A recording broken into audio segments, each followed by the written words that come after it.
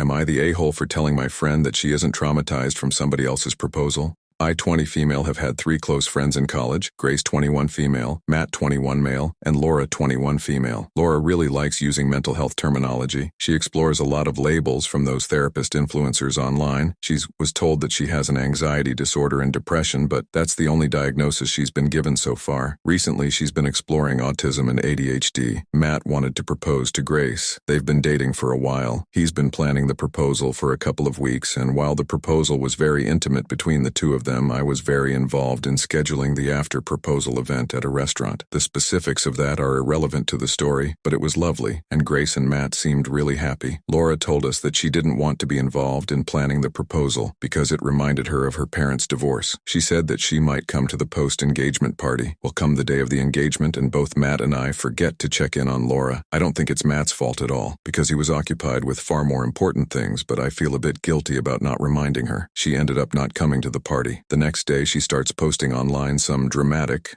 for lack of a better word, things about how it was traumatizing to see how little her friends cared about her, and that she'll be updating her followers on her trauma therapy journey. She posts that she's now in a really dark place, and she thinks she has PTSD. For context, I'm pretty sensitive to mentions of trauma and PTSD because I was diagnosed with PTSD by a psychologist in my last year of high school after something that happened in my first. I've felt a lot of guilt and shame around this because I spent a lot of time feeling that the thing that happened wasn't bad enough to count. I sometimes still get nightmares and flashbacks, but it's gotten better after therapy. I know that I have my own issues wrapped up regarding the word, and it bothers me a lot when people seem to throw the terms around without understanding their weight, but I also acknowledge that I can't stop the internet from doing its thing. I haven't told any of my college friends about this, so Laura doesn't know. At one point, she called me and starting explaining how traumatized she is, and I finally snapped and said, "You're not traumatized. Stop being dramatic. You just got exactly what you asked for." Now I feel guilty because I feel like I was a little harsh, and she's posting online, without my name at least, that one friend that she thought she could rely on to support her is abusive and doesn't understand how being traumatized works. However, I feel like honestly, Laura's being very dramatic about an event that's not about her. I called my mom to see what her opinion is, and she told me that I could have reminded Laura about the party, and while my point is not necessarily wrong, I could have been more sensitive, so now I'm not sure how wrong I am.